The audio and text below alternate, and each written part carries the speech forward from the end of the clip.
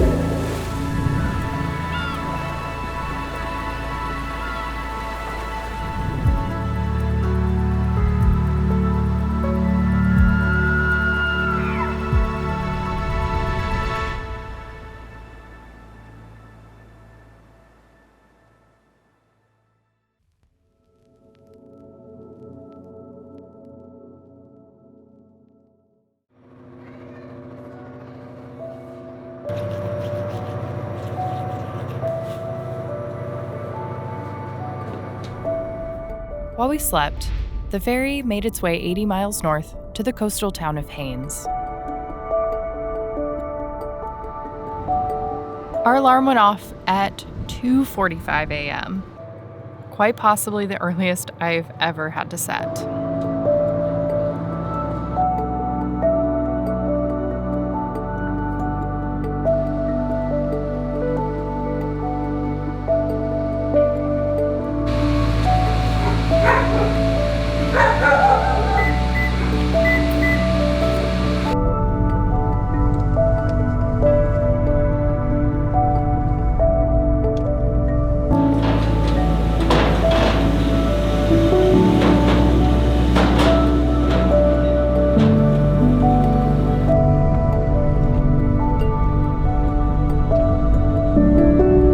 We only made it a few miles down the road before we found a pull-off to sleep until a more reasonable hour.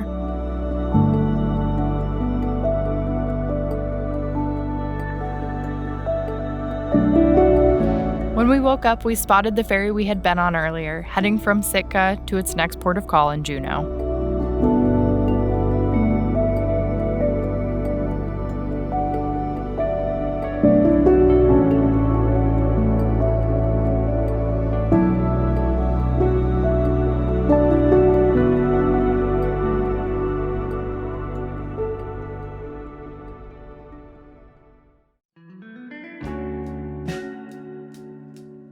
Haines is a small coastal borough with a population of roughly 1,800 people and is home to the world-famous Hammer Museum. However, that wasn't why we were here. Due to COVID, the US and Canadian border was still closed, leaving us but one option to get north: the ferry.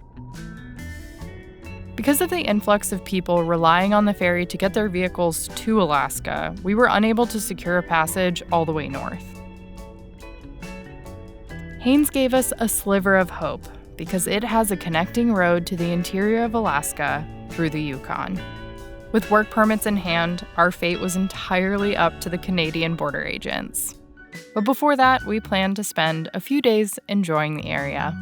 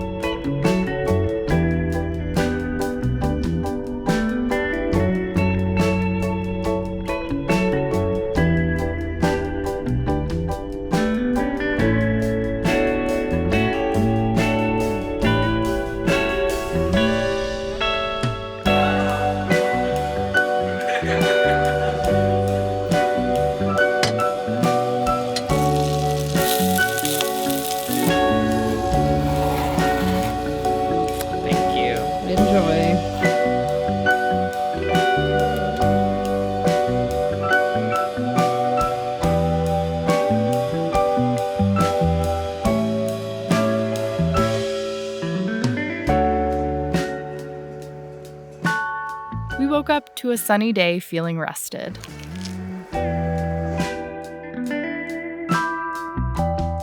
With a full belly, we headed out in search of a hike. Look, we're twins.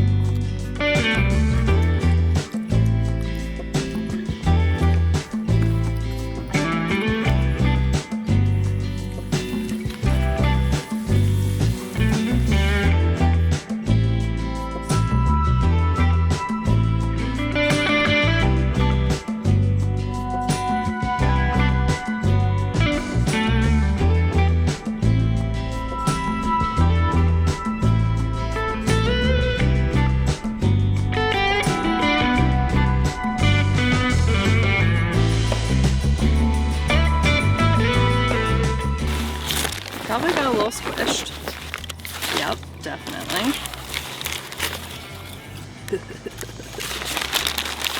Look at this. It's called a pesto stick. Oh, this is fun. It's got like sun-dried tomatoes and feta on the top too.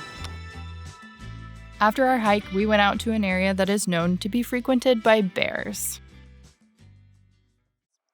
And what do you know? We lucked out with a sow and her 2 lively little cubs. Oh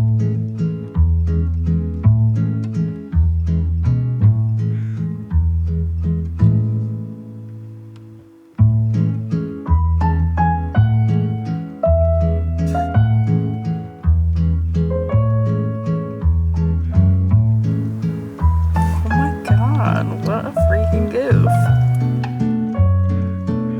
I feel like somebody's about to have the zoomies again.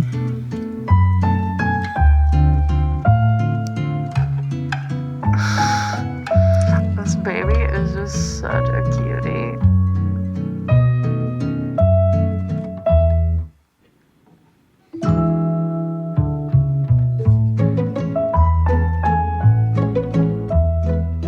Bears come to this area during low tide to feed on clams and sedge grass. Coastal brown bears like these can grow to be some of the largest bears in the world. Their access to a high-protein diet of spawning salmon helps them reach the impressive weight of 800 to 1,200 pounds. But for now, these cubs have a lot of growing. Oh my god. And a lot of learning to do before they can reach that size.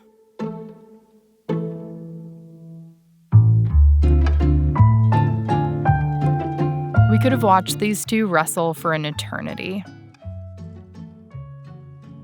But we decided to give them some space and move on to prepare for our early morning border crossing.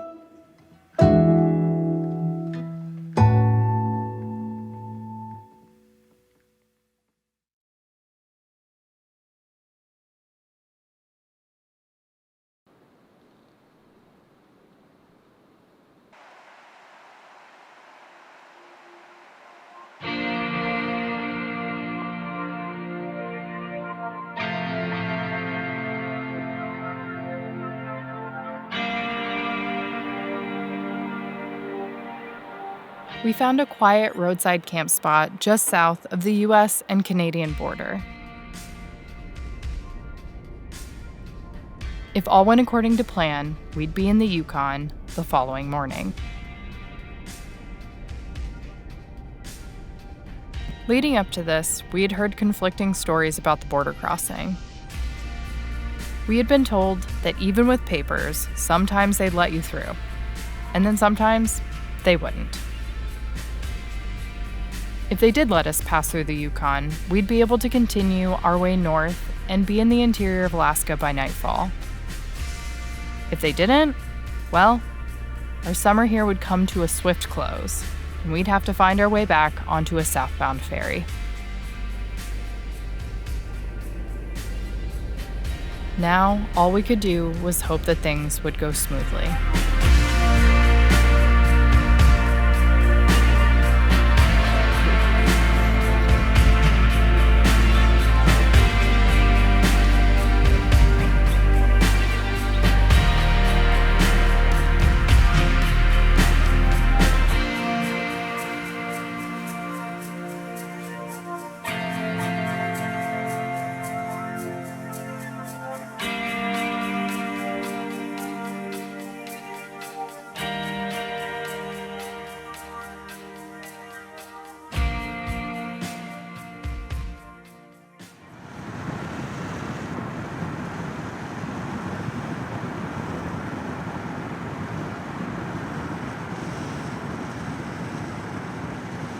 Thankfully, the Canadian border gods smiled upon us that day. After bonding with the border agent over a mutual love for hummingbirds, he sent us on our way.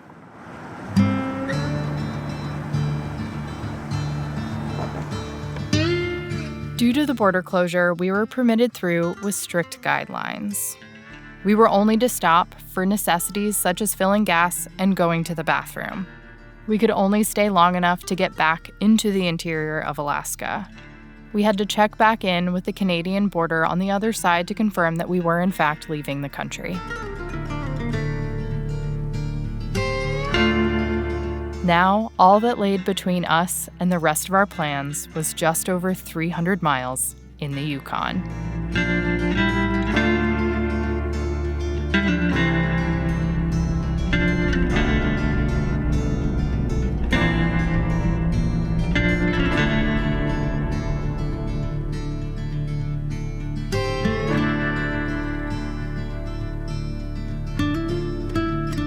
The drive was breathtaking.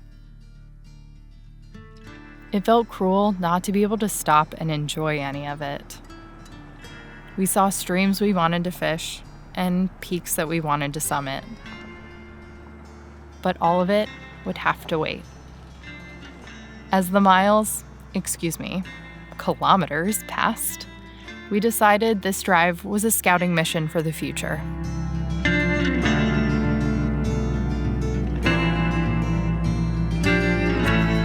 The terrain in the Yukon was far more diverse than either of us imagined. We saw rolling green hills, sharp, jagged peaks, sand dunes, brilliant blue water, and endless boreal forests.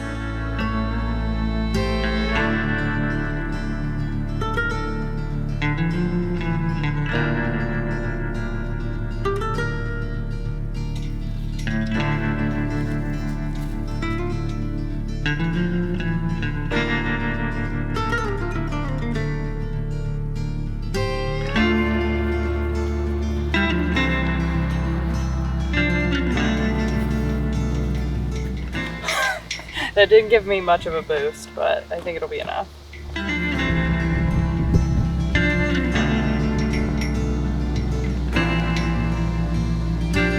Back in the US, we still had hours of driving to make it to our final destination for the day. We pressed down permafrost-scarred roads, which made for a wild ride. Some stretches were so bad, we might have even caught air on a few of them.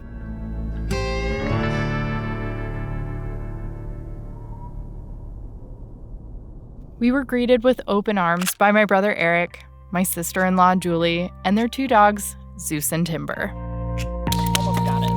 There will be nothing left to scoop. Ah! Smoke got me. Okay, that should do something.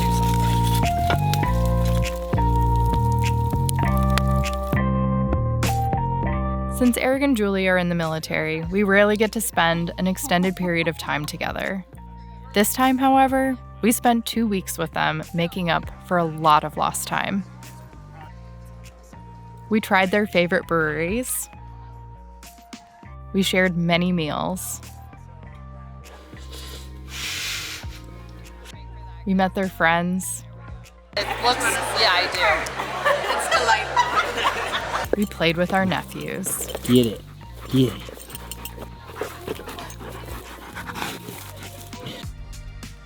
And we got to know the place that they've called home for the last few years.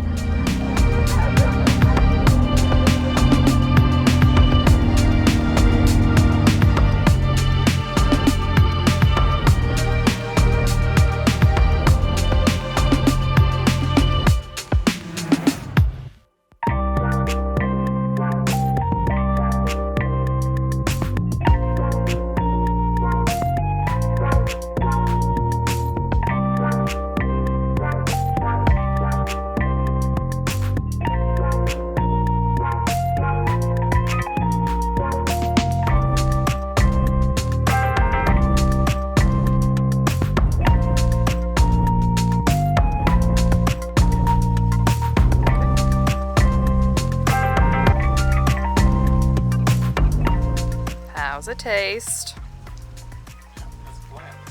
It's like grass.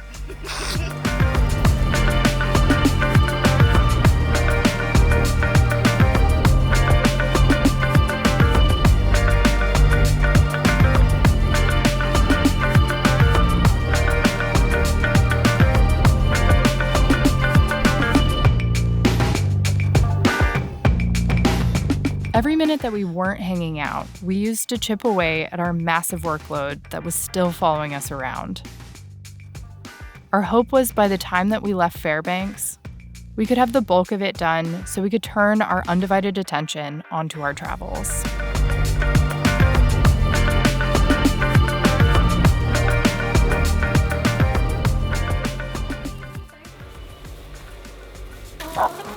There you go.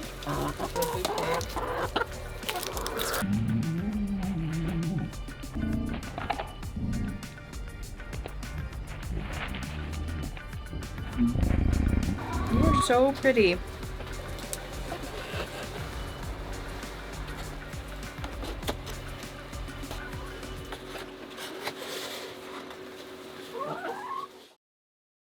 It was here that we got the devastating news that my grandmother had passed away unexpectedly. The loss renewed a deep and profound sadness that we had been coping with since the passing of our dear Luna just a few months before.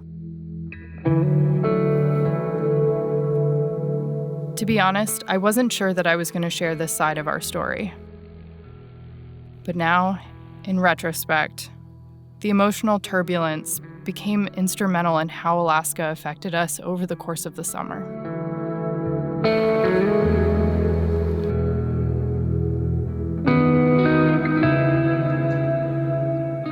Social media feeds overflow with the benefits of traveling extensively, but rarely does anyone discuss the cost it comes at. The cost is long periods of time away from our family and our loved ones. It's something that I wrestle with constantly. Being 4,617 miles away when this happened was essentially my worst nightmare. The passing of a second loved one in a year left us feeling hopelessly lost.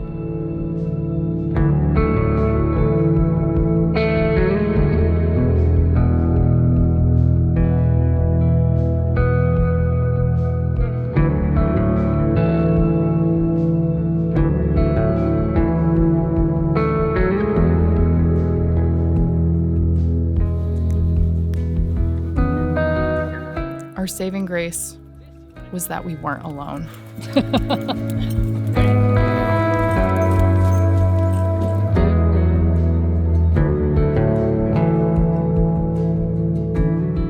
Next time on Lost and Found.